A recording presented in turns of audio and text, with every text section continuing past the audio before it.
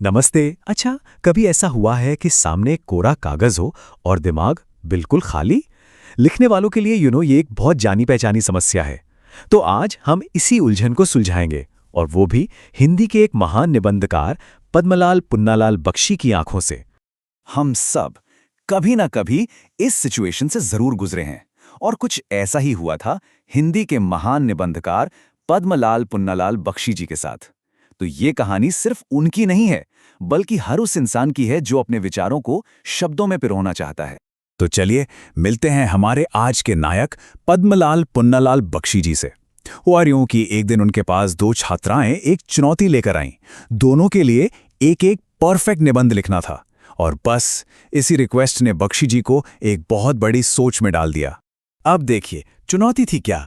एक तरफ तो थी एक बड़ी पॉपुलर कहावत, दूर के ढोल सुहावने होते हैं, और दूसरी तरफ था एक बहुत ही गंभीर और विशाल विषय, समाज सुधार। अब बख्शी जी को इन दोनों बिल्कुल अलग अलग विषयों पर एकदम आदर्श निबंध लिखने थे।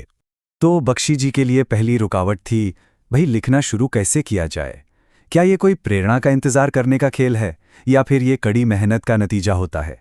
बस यहीं से विचारों का असली द्वंद्व शुरू होता है। एक बहुत मशहूर अंग्रेजी लेखक थे ए.जी. गार्डनर। उनका मानना था कि लिखने के लिए सबसे जरूरी चीज होती है लेखक की अपनी भावनाएं, उसका मूड। उनके लिए टॉपिक तो बस एक बहाना है। मतलब जब मन में उमंग हो तो किसी भी चीज पर लिखा जा सकता है। गार्डनर के इसी विचार को हैट और खूंटी के उदाहरण से बहुत खूबसूरती से समझाया गया है। सोचिए, खूंटी यानी आपका टॉपिक, वो तो कहीं भी हो सकती है, लेकिन हैट यानी लेखक के जो खुद के विचार हैं, वही तो असली कीमती चीज है जिसे उस खूंटी पर टांगना है। पर बख्शी जी की हकीकत बिल्कुल अलग थी। वो कहते थे कि उन्हें कभी प्रेरणा का इंतजार नहीं करना पड़ता। उनके लिए लिखना मतलब था बैठकर सोचना, चिंता करना और कड़ी मेहनत करना, एक तरह की दिमागी कसरत। जरा बख्शी जी की मुश्किलों पर एक नजर डालिए। 2 निबंध लिखने हैं, टाइम है सिर्फ 2 घंटे, और आसपास कोई किताब या लाइब्रेरी भी नहीं है। उन्हें सिर्फ अपने अनुभव और अपने ज्ञान के दम पर यह नामुमकिन सा लगने वाला काम पूरा करना था। चलिए अब देखते हैं कि बख्शी जी इस पहेली को सुलझाना शुरू कैसे करते हैं। उन्होंने पहले एक विषय को गहराई से समझना शुरू किया, और पता है, वहीं से उन्हें रास्ता दिखने लगा। इस कहावत का जो मूल अर्थ है ना, वो बहुत गहरा है। ये हमें बताता है कि हमारी धारणा और असलियत के बीच अक्सर एक दूरी होती है, और यही दूरी चीजों को ज्यादा सुंदर बना देती है। इस बात को ढोल की आवाज से समझिए। जो लोग ढोल के बिल्कुल पास बैठे होते हैं ना, उनके लिए वो आवाज बहुत तेज और कानों को चुभने वाली हो सकती है।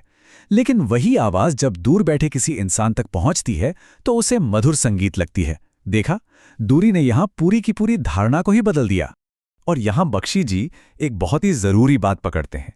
वो कहते हैं कि ये कहावत सिर्फ फिजिकल डिस्टेंस के बारे में नहीं है, बल्कि ये हमारे अतीत और भविष्य के साथ हमारे रिश्ते के बारे में भी है।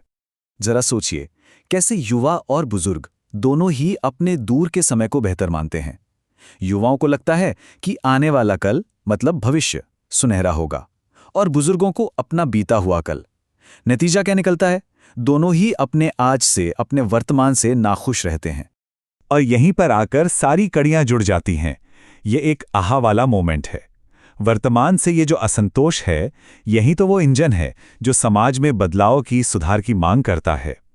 तो इस तरह दूर के ढोल सुहावने का विचार सीधे सीधे समाज सुधार के विषय से कनेक्ट हो गया।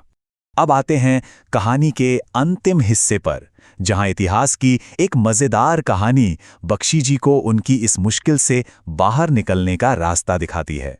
तो किस्सा कुछ ऐसा है कि महान कवि अमीर खुसरो को एक ही कविता में 4 बिल्कुल अलग अलग चीजों को शामिल करने की चुनौती मिली: खीर, चरखा, कुत्ता और ढोल।